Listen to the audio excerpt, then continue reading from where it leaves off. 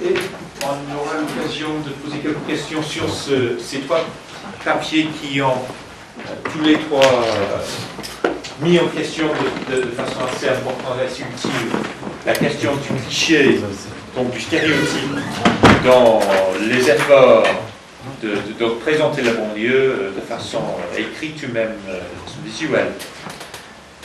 Alors, j'ouvre je me tourne vers la salle et j'attends vos questions.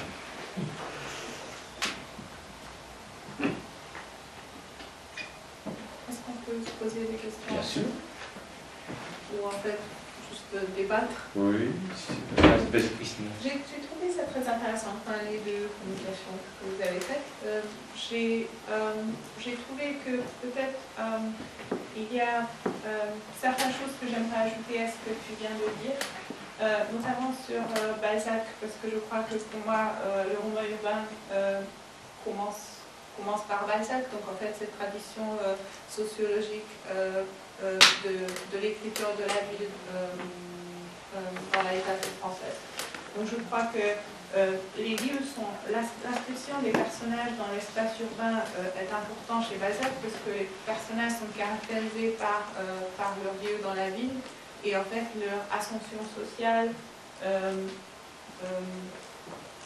est parfaitement décrite par leur mouvement dans l'espace. Donc en fait ils déménagent en fonction de leur ascension sociale ou de leur chute. Et en fait, ça traduit parfaitement ces mouvements entre classes sociales. Donc ça a une certaine place. Après, ce que tu dis sur le roman français contemporain qui aurait aboli la psychologie, la sociologie, etc. De quel roman français contemporain parle-t-on? Parce que toi, tu fais partie du roman français contemporain et Mahbub Rachedi et Abdelmalek en font partie aussi. Donc, est-ce qu'on parle, si j'ai bien compris, on parle du roman qu'on surnomme le roman nobiliste français plutôt. Donc, en fait, le roman qui sera... Donc, je crois qu'il y a peut-être deux grandes lignes dans la littérature française contemporaine. L'une sera plus portée sur le renouvellement de la forme. Donc, en fait, on essaye de jouer un peu avec la forme, mais on ne s'intéresse pas trop à la société, on s'intéresse plus à soi-même qu'à la société. Et l'autre, ce sera dans la tradition de continuer à parler du monde extérieur et parler des problèmes sociaux, entre autres. Et le roman de la banlieue sera pour la plupart dans ça, mais en fait, aussi dans le roman de la banlieue, je crois qu'il y a des moments policiers, il y a il pourrait appartenir à différents sous-genres et une façon de représenter l'univers sera peut-être à leur appartenance générale. Alors, deux choses. D'abord, il n'y a pas que le social dans le roman. Même à la limite, le social, c'est pas central. C'est à la limite du sociologique incorporé. Donc, il y a aussi le psychologique et bien entendu, éventuellement, l'existentiel. Et on oublie, bien entendu, trop, mais c'est pas dans une conférence grand public, il y a aussi le poétique. Donc, c'est un des aspects, le social, et qui serait plutôt... Alors la liste est assez... Donc c'est deux chercheurs tout à fait convenables, Barrère et Marcuccelli, en littérature et en sociologie. Et la liste est finalement assez édifiante et en même temps assez équilibrée. Alors, ils ne sont pas présents. Donc. Olivier Adam, Philippe Besson, Emmanuel Carrère, Philippe Delerne, Agnès de Sarthe, Marie de Pléchin, Benoît Butertre, Annie Arnaud, Jean Echnoz, Éric Holder, Régis Geoffrey, Patrick Modiano, Christian Auster. Et d'autres encore. Voilà ce qu'on peut dire. Donc je ne sais pas si c'est de l'autofiction ou si du nombrisme, mais je pense que cette liste, il y a déjà rien content de cette liste.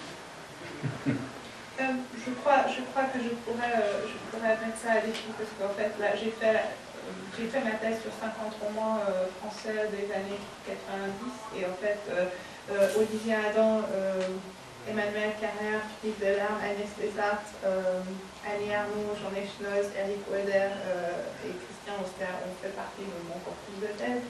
Et je pourrais contredire, en fait, je ne pense pas qu'ils ont abandonné ou qu'ils aient abandonné l'éthique sociale. Non, alors ce qu'on peut dire de manière générale, c'est que si ces auteurs et les propos de Barrère et Marcuccelli s'inscrivent quand même dans une idéologie, mais dans une optique littéraire, c'est celle de l'ère du soupçon de Nathalie Sarraute. C'est-à-dire, et Nathalie Sarraute s'en prend dans l'ère du soupçon justement au personnage alsacien. Donc voilà le panorama dressé par deux universitaires français avec une liste qui est finalement assez explicite en elle-même. C'est-à-dire que... Alors ils excluent de la liste par exemple Houellebecq parce qu'ils considèrent que c'est du roman à thèse. Et lorsqu'Annie Ernaux par exemple fait du social, elle a une analyse sociale de son parcours, il disqualifie, c'est assez subtil donc je vous renvoie, ce livre, c'est aussi fait pour avoir une bibliographie, il disqualifie Annie Ernaux en disant elle a conscience du social, donc si un romancier a conscience du social dans son propre parcours, donc il ne fait plus de social. C'est du social ironique et donc on peut la mettre. Alors je vous renvoie aux auteurs. Hein. C'est l'objet même de son propos, de décrire sur ce parcours de classe. Moi, je rejoins un peu les interrogations de Christian. Je ne vois pas ce qu'il y a de commun entre ces auteurs. Enfin, je ne suis pas une spécialiste de la littérature, mais et entre Annie Ernaux et Olivier Adam, moi, je vois 4 mondes qui les séparent. Les deux ont écrit de la banlieue. Annie Ernaux, je ne dirais pas que c'était des romans de banlieue, parce non, que c'est pas vraiment romancé, mais en fait, le journal extérieur et le journal de dehors et la vie extérieure, qui décrivent des petits passages, des observations dans le Werner en faisant la navette entre Paris et sa ville nouvelle,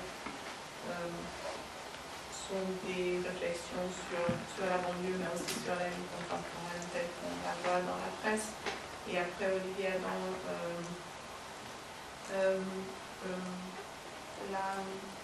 le titre m'échappe, le roman où en fait le personnage principal c'est une jeune fille qui s'appelle Claire et elle a perdu son frère, mais elle ne sait pas et en fait...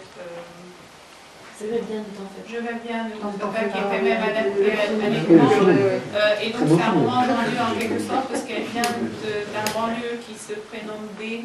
Donc c'est bien juste l'initiale de sa banlieue et en fait elle essaie de survivre à Paris et rentre voir ses parents le week-end et c'est juste un banlieue régionnaire.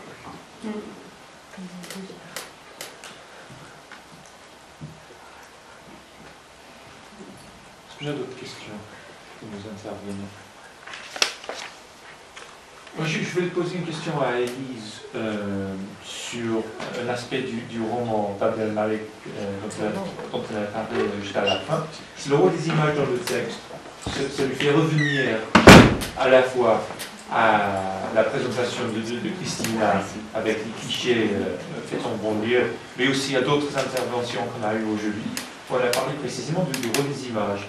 Et je voulais savoir, est-ce que tu pourrais parler un peu plus du rôle de ces images dans le texte, parce qu'en fait, lorsqu'on revoit le texte devant nous, ça paraît comme une espèce de... aussi, c'est presque un photoroman en quelque sorte, ou bien un texte, un roman où l'image, la photo, joue un rôle assez intégral dans le texte. Donc, est-ce que tu pourrais développer un peu le rôle de l'image dans ce roman? Alors, le rôle de l'image dans ce roman, photoroman, je ne sais pas. J'exagère un c'est peu. vrai, oui, bien sûr. Mais donc, il y a des photos qui accompagnent chaque chapitre, en fait. Mais je crois qu'il y a vraiment une dimension arbitraire dans les photos, ou du moins, on n'a pas vraiment on n'a aucune explication.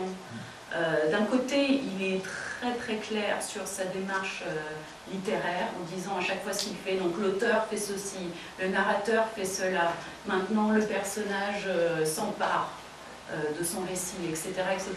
Mais les photos n'ont pas forcément de rapport avec Il y a des... Enfin, je pourrais vous pourrez regarder dans le roman.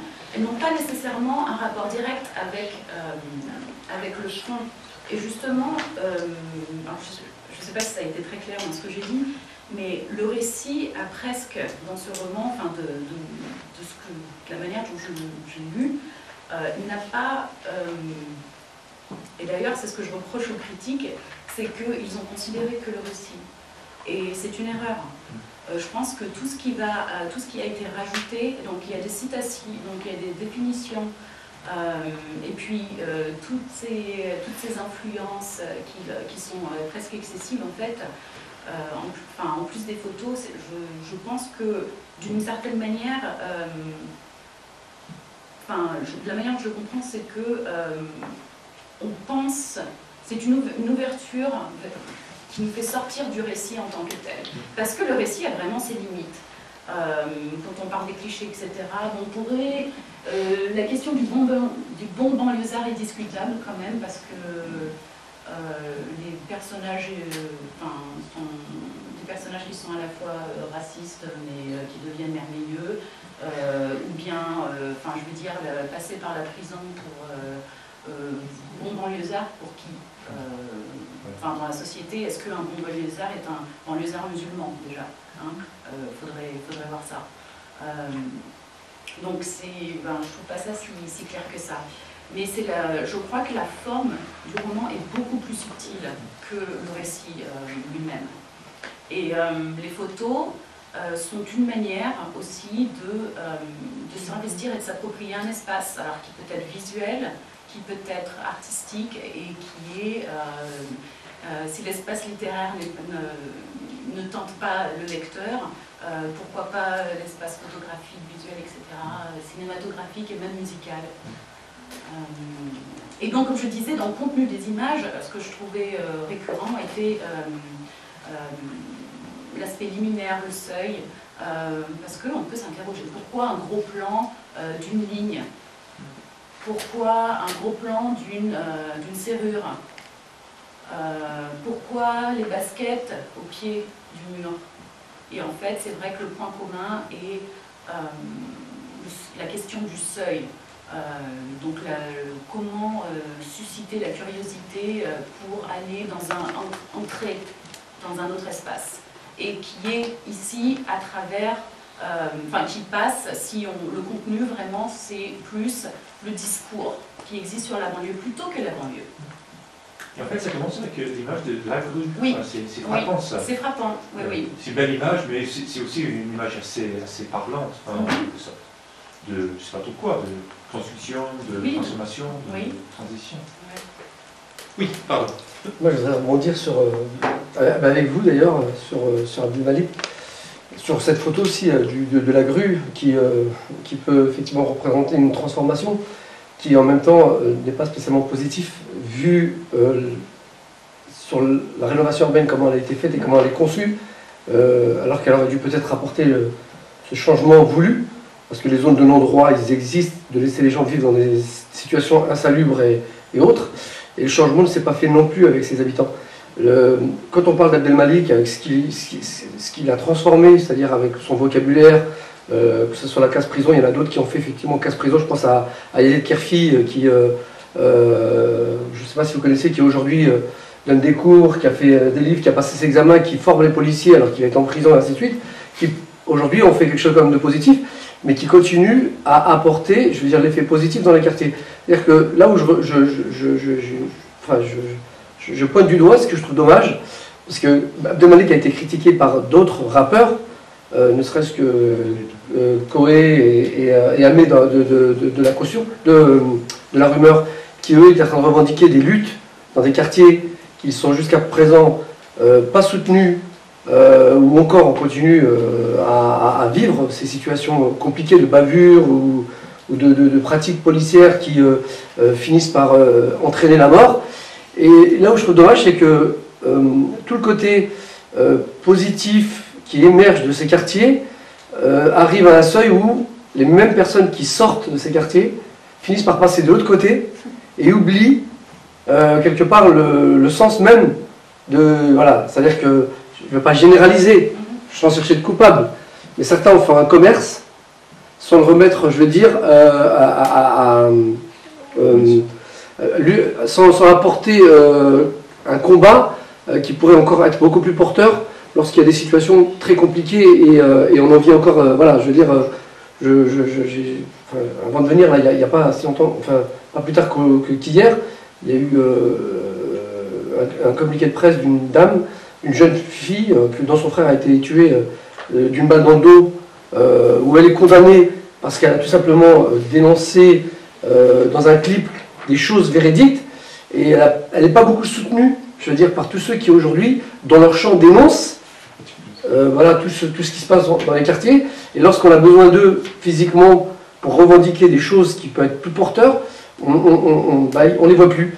Et je veux dire, c'est malheureusement ce qui fait aussi une forme de cliché aussi, de ce qu'on peut, on peut avoir, quoi, je veux dire. Enfin, mais pour revenir en fait à ce qui se passe dans le monde du rap, en fait, c'est que, j'ai lu une brève histoire du rap en France, etc., où l'auteur dit que vraiment, en fait, le clivage entre le rap méchant et le rap gentil, et j'ai l'impression qu'on arrive justement, on y arrive dans la littérature aussi, c'est quelque chose qui a été construit au travers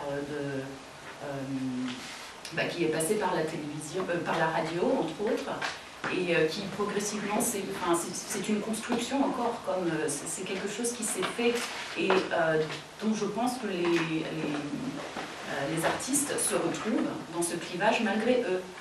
Et dans un débat qu'ils n'ont pas forcément posé au départ et où ils doivent choisir la figure du rebelle ou alors celui qui accepte le politiquement correct et le rebelle. Voilà. Qu'est-ce que les écrivains ou les artistes de banlieue peuvent faire je veux dire, face à cette critique en fait? L'idée de faire une différenciation entre gentil et méchant, en fait, ça évacue toute évaluation de la portée politique d'un œuvre. C'est-à-dire que c'est la disqualification de la révolte en tant que criminalité, en tant qu'affront aux mœurs. C'est-à-dire que, voilà, je ne sais pas, c'était juste un commentaire là-dessus. On voit ça vraiment dans l'histoire des émeutes urbaines, des révoltes urbaines, où à partir de la scène primitive des radios aux Minguettes l'été de 81, où beaucoup des images qu'on a vues, qui ont circulé à la télé ad infinitum, étaient en fait montées par des journalistes qui ont payé des journaux rouler une voiture, et ensuite c'est les mêmes images. Si on regarde les archives de la télé de cet été-là, c'est les mêmes images qui tournent en boucle. En fait, il y a 3 plans qui se répétaient une dizaine de fois. Et donc ça devient la scène primitive d'une délinquance qui sert surtout de disqualifier en fait la révolte politique comme simple criminalité. Et donc je me méfie de cette distinction gentil et méchant, parce que mais on l'entretient parce que tout à l'heure vous avez démarré par un mot, vous avez vous-même parlé d'émeute par rapport à ce qui s'est passé en 2005. Je veux dire, le vocabulaire et la signification a un rôle essentiel. C'était une citation. Oui, mais, ou la citation, je veux dire, ce que je veux dire, c'est que ce qui est dommage, c'est que ce qui s'est passé en 2005, tout de suite a été, au moment où il y a eu ce qui s'est passé, on a tout de suite qualifié ça comme émeute. Ceux qui ont commencé à parler de ça, ce sont nos hommes et nos femmes responsables politiques qui ont tout de suite essayé, quelque part, de ne pas y voir un sens. C'est-à-dire que nous, après ça, on a plutôt qualifié ça comme des révoltes sociales. Pourquoi? Parce qu'on s'est dit, tiens, c'est marrant. Quand dans les quartiers, ça se met à bouger parce qu'on n'est pas content, on préfère aller chercher le mot émeute, et si on va regarder dans le dictionnaire, la signification n'est pas la même entre révolte et émeute. Et lorsque c'est des pêcheurs en colère, qui brûlent un parlement, qui ont fait des choses très graves, on arrive à dire que ce sont des gens révoltés. C'est pas pour monter les uns contre les autres. Je dis qu'on arrive à trouver, quand les bonnets rouges font ce qu'ils font et qu'ils font un carnage, on arrive à trouver des circonstances atténuantes pour dire oui, mais ce sont des gens, et quand c'est la banlieue, Tout de suite, on les catégorise en émeutiers, casseurs, violents, voyous, et la seule réponse qu'on leur donne, c'est la répression. Rappelez-vous, c'était un état de siège en 2005. C'est-à-dire que les deux fois où ça existait, c'était pendant la guerre d'Algérie et à Nouméa. C'est-à-dire que la réponse qu'on a apportée à la banlieue, alors que c'était une forme d'automutilation, hein, ce qui s'est passé, c'était l'air de dire je vais pas bien, vous ne comprenez pas ma souffrance, nous vivons des choses intolérables. La seule manière de l'avoir évoqué, ça a été celle-là. Je veux dire, après, si on aurait voulu se faire plaisir, on serait monté à Paris, on aurait brûlé des beaux quartiers, et puis là, à la limite, on aurait pu dire, bah, ils se sont fait plaisir. Non, les gens ont décidé de s'automutiler là où ils habitent, de détruire leurs propres écoles, celle qui dit, bah, l'école, c'est ta chance, alors que beaucoup de jeunes sortent de ces écoles avec des diplômes, et ils sont toujours confrontés à cette discrimination, à cette violence qu'on leur renvoie. Et donc, voilà, et c'est là où je trouve dommage qu'on ne fait pas la différence, et à chaque fois, on utilise ces mots. Et c'est le politique qui avait commencé, rappelez-vous, il avait commencé à dire à cause de la polygamie, à cause du rap, à cause de la démission des parents. C'est-à-dire tout, sauf se poser la question si eux, pendant 30 ans, ils n'ont pas entretenu ce qui s'est passé et qu'ils sont responsables. Je veux dire, voilà. Et souvent, je veux dire, enfin, je sais pas que j'entends ce mot-là, on essaie toujours d'apporter une correction et une explication derrière pour dire que voilà, c'est marrant, quand c'est certains qui le font, on arrive tout de suite à ne pas trouver de circonstances atténuantes, il n'y a pas de message, puis quand c'est d'autres, comme par miracle, eh bien, ils ont tous les droits, et presque il faudrait surtout pas les toucher, ainsi de suite. Et même quand vous vous rappelez par rapport au CPE, rappelez-vous, juste après, Nicolas Sarkozy avait dit que à aucun policier, que personne ne bouge, parce que ceux qui étaient dans la rue n'étaient pas les mêmes que ceux qui étaient en 2005. Parce que là, on avait effectivement des enfants de bonne famille qui étudiaient dans des grandes universités, ainsi de suite, et qui n'avaient pas du tout envie qu'on ait une bavure ou quoi que ce soit. Je veux dire, enfin voilà, sur le cliché, sur le... Bon, il est 6h moins 10, donc il nous reste 10 minutes à se retrouver de l'autre côté de la rue. Je voudrais vous remercier les trois intervenants en concluant avec l'idée qu'il faut à la fois vivre avec les clichés, trafiquer les clichés et mettre en question les clichés. Bon, on va voir d'autres clichés photographiques là-bas, avec une verre, sans doute. Merci beaucoup.